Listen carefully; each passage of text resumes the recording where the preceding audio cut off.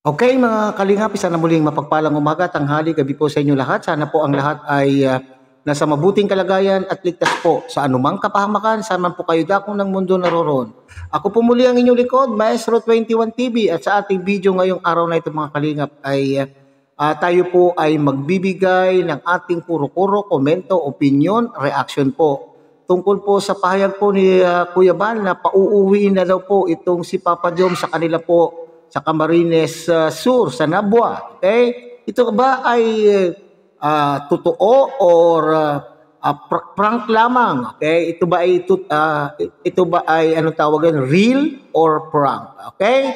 So yan po yung ating pinakapaksa sa ating video ngayong araw na ito. Pero bago po yan, tayo muna po ay magbibigay po guys sa ama at founder po ng Kalingap, Kuya Bal Santos Matubang. At tangkilikin po natin mga Kalingap, Ate Edna Vlog, Kalingap Rob, Kalingap Dan, at siyempre, pinakikiusapan din po kayo ng inyong pong lingkod na sana po kung bagong silip lang po kayo, bagong dating lang po kayo sa munting channel na ito, sana po ay inyo rin pong tangkilikin sa pamamagitan po ng inyong pag-like, share, and subscribe at tuloy pindutin na rin po ang notification bell at nang sa ganun tayo pa rin po ay magsama-sama at magkita-kita sa susunod pa pong mga reaction videos na ating gagawin.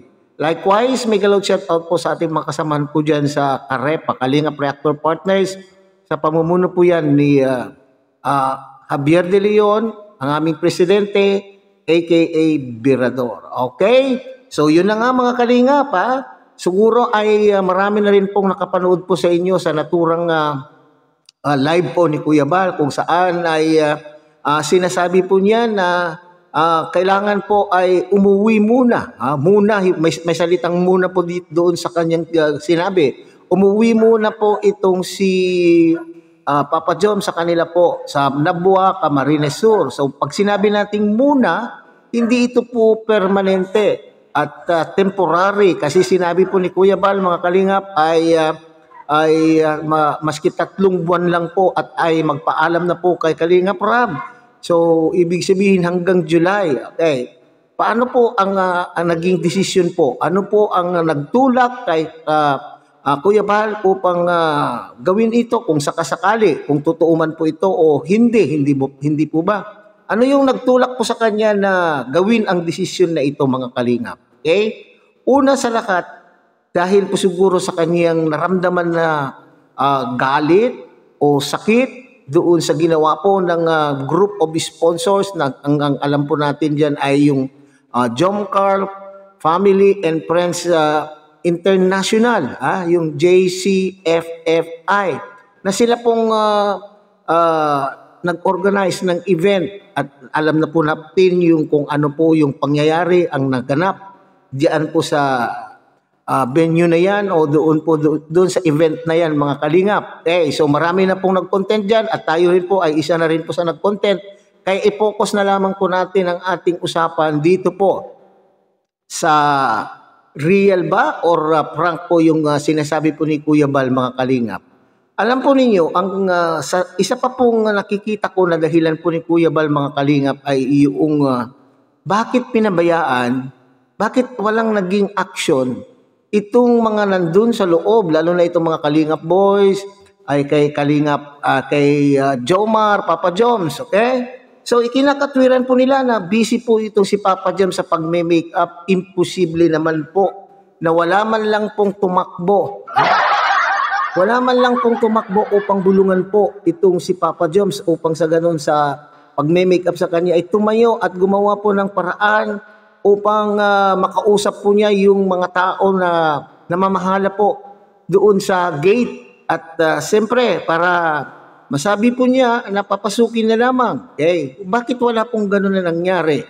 At yun din pong mga Kalingap boys na malalapit po kay Kalingap Jomar ay bakit hindi din sila gumawa ng pamamaraan o hindi rin po sila gumawa ng hakbang upang ito po ay naiwasan po sana. Okay, nandyan na po yan.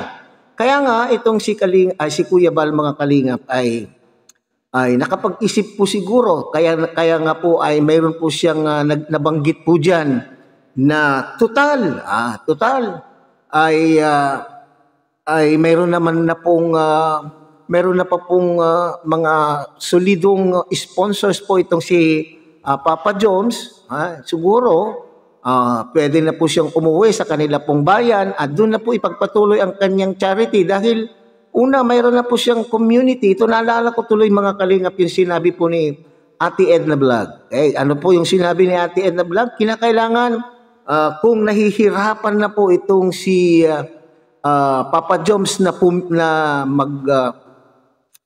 humindi. Kung nahihirapan po siyang humindi sa mga sponsor na ito sapagkat sila po ay marami na pong naibigay. Naibigay po personally kay Papa Joms, kinakailangan ng magdesisyon na rin po itong si Papa Joms. Kasi sinabi po dyan ni Ate Edna mga kalingap, may sarili na daw po siyang community na nanggaling din naman po. Alam po naman natin, it's a fact na galing naman po itong mga subscriber na ito sa Kalingap. May sarili na siyang community at may sarili na rin po siyang mga sponsors. So sa makatwid ay pwede na po itong si Papa Joms na humiwalay gaya po ng mga humiwalay na. Pwede na siyang humiwalay at tingnan natin po at maging partner na lamang daw po, sabi po ni Ate Edna. Maging partner na lamang po sa Kalingap. Hindi po ba? So yan po yung senaryo kung bakit po siguro sinasabi po ni Kuya Bal na kinakailangan ay umuwi na muna itong si Papa Joms. So kinakailangan dito mayroon na po ditong challenge na kinakailangan pumili. Alin bang pipiliin ni Papa Joms? Okay? So napakahirap po sigurong desisyon ito mga kalingap sa parte ni Papa Joms pero kinakailangan po niyang pumili kung sa mga titas niya po sasama or sa kalingap. Okay? So, pero, ito na naman po pero mayroon po tayong sinasabi ditong pero yung pangatlong selebrasyon ng birthday po ni Kalingap Jomar, mga kalingap ay naroon naman po itong si Papa Joms. Okay. Sa mga nabasa po natin, narinig po natin na live po ni Kuya Bal ay sinasabi po niya na hindi man lang pa nag-reach out itong si Papa Joms sa kanya. Pero yung sponsors daw po ay nag-reach out na po, nag-message na po kay Ate Edna Vlogs. Okay. Pero itong si Papa Joms ay parang tahimik. Hindi man lang po nag-live upang ipaliwanag po niya ang kanyang sarili. At yun din pong sinasabi po ni Kuya Bal na bakit hindi pa siya nagre-reach out sa kanya. Hindi pa siya nagsisend ng mensahe sa kanya. Okay? So ngayon naman, kaya ko po sinasabi na prank lamang. Alam po naman po ninyo itong si Kuya Bal mga kalingap. May mga content siya minsan na akala po natin ay seryoso. Yun pala ay hindi naman. Okay? So sa atin po na matagal na pong sumusubaybay kay Kuya Bal ay kilala po natin po kung papaano po magsalita itong si Kuya Bal. Maaaring yung mga bago lamang salta sa Kalingap, mga nagsusuporta sa Kalingap ay maaaring sabihin po nila na itong si Kuya Bal ay sobra pong magsalita pero tayo nasanay na po ay alam po natin. Kagaya po itong sinasabi po niya na kinakailangan na pong umuwi na po itong si Papa Joms ay para bagang kung totoo pero kung hindi man po totoo, mayroon ito pong mensahe na gustong iparamdam. Okay. May mensahe po ito si Kuya Bal na gustong maiparamdam po kay Papa Joms. Gaya po niyan. Hindi po pwede na tayo po ay mayroon tayong string attached sa ating sa mga sponsors. Matagal na po yan na parating sinasabi po ni Kuya Bal na kapag mayroon po kayong sponsors ay no string attached. Itong pangyayari ng itong mga kalingap may string attached na po rito. Kaya nga po sinasabi ng iba, mga viewers din po ang nagsasabit, nakakapansin na talagang mahihirapan na humindi. si Papa Jom sa mga hiling, sa mga request ng mga sponsors kasi sa dami na po ng personal na ibinigay na po sa kanya. At ito na nga po, papasok na muli yung sinabi po ni Ate Edna Vlog na kinakailangan kung kayo po ay charity, yun dapat beneficiary po ninyo ang tinutulungan ng sponsor, hindi kayo mismo na vlogger, hindi po ba? Bakit yung vlogger ang binubuhay po ng mga sponsor imbes na yung mga beneficiary na itinatampok doon sa kanila pong mga vlog? Okay? So, kaya ko sinabi mga kalingap na prank kasi doon nga po sa pangatlong selebrasyon po ni Papa Joms ng kanyang birthday kung saan sila po ay nag-swimming, bakit naroon naman po itong si Papa Joms at ni Carla, si Baby Carla? Sila po ay nagsasaya po doon at nag-aawitan pa po, hindi po ba? Kaya nga ipla-flash ko po dyan sa ating monitor yung ganap na kung saan po ay umaawit po si Papa Joms na as if walang nangyari. So ibig sabihin siguro ay hindi na ipinakita sa vlog kung mayroon man pong pangyayari, kung mayroon man pong naganap na usapan between Kuya Bal at Papa Joms, hindi po ba?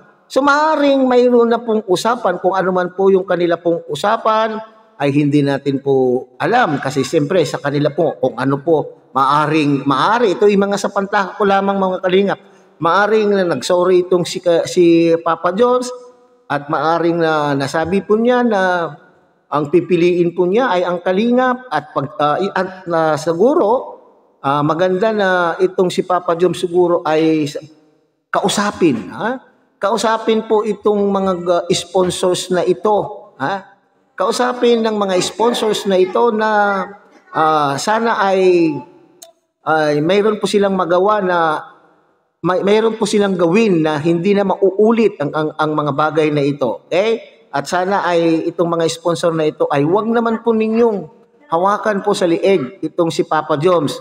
Okay, sana yun po yung sinasabi po natin na isa pang dahilan na kung bakit po siguro ay nakapagdesisyon po itong si Kuya Bal ng ganito ay yung sponsor na sila na po yung yung gusto po nila yung gusto po nilang mangyari ay yun ang dapat mangyari, parang ganon, didiktahan po yung kanila pong tinutulungan na vlogger. Okay, so yan po yung siguro ay pakiusapan po ni Papa Joms itong mga sponsors na ito na sana po ay magkaroon po sila ng ano tawag doon, hindi masyadong close yung kanila pong relasyon. Okay, no string attached nga po ang sinasabi po ni Kuya Bal dito mga kalingap. So sana kung ano yung napag-usapan nila po between Kuya Bal and Papa Joms ay sana ay maayos. Okay, maayos, yun na naman po ang gusto natin dito mga kalingap. Pero kung ang mga sponsor, sila po ang namumuno, sila po ang nangunguna ng kaguluhan, ay gusto po nilang guluhin ang maayos na samahan po ng mga kalingap, yan po rin po siguro yung isang dahilan kung bakit nakapagsalita po si Kuya Bal na kinakailangan ay pauwiin muna itong si Papa Joms. Sa inyong palagay mga kalingap, parang sa aking pakiramdam, mayroon pong tao, may mga tao siguro mga kalingap. Ito yung obserbasyon ko lamang po. May mga tao sa likod ng mga sponsors po na ito. Alalahanin po natin na itong mga sponsors na ito ay mga dayo dyan po sa daet. So hindi na po nila alam kung sino po yung mga dapat nilang kausapin sa pag-oorganisa ng event, hindi po ba? Sa pag-organize ng event ay kinakailangan mayroon po silang contact po dyan sa DAET na malapit na makipag-usap sa mga tao na kinakailangan po sa event na yan. Sino kaya yung mga tao? Kagaya po yung desisyon na sila po ay ililista ang mga papasok. Saan kaya nagmula yan? At sino yung gumawa ng listahan na yan? Siyempre, kung dayo po yung mga sponsors na yan, hindi nila po kilala ang mga taong ililista po nila diyan, di po ba? So alam ko, may kutob ko mga kalingap, mayroong mga tao sa likod ng mga sponsors na ito na siyang tumulong upang ihanda yung mga binabalak po ng grupong ito na isagawa. Kagaya po niya yung hindi pagpapapasok ng hindi kalingap na kalingap naman. Yung hindi kalingap. Sabi niya, at saka yung paglilista ng mga pangalan ng papasok, hindi po ba? Kilala ba ng mga sponsors na ito, itong mga taong ito? So, alam na this mga kalingap. Mayroong tao sa likod ng mga sponsors na ito. Okay, so hanggang dito na lamang po tayo siguro mga kalingap. Muli, tangkilikin po natin Kuya Bal Santos Matubang, Ate Edna Vlog, Kalingap Rob, Kalingap Dan, at syempre, muli ay pinakikiusapan po kayo ng inyong lingkod na sana po ay inyo rin pong tangkilikin ang munting channel ito sa pamamagitan po ng inyong pagbibigay ng like, share, and subscribe at tuloy pindutin na rin po ang notification bell at nang sa ganun tayo pa rin po ay magkita-kita at magsama-sama sa susunod pa pong mga reaction videos na ating gagawin. Muli, isang mapagpalang umaga, tanghali, gabi po sa inyo lahat. Mabuhay po kayo at God bless everyone.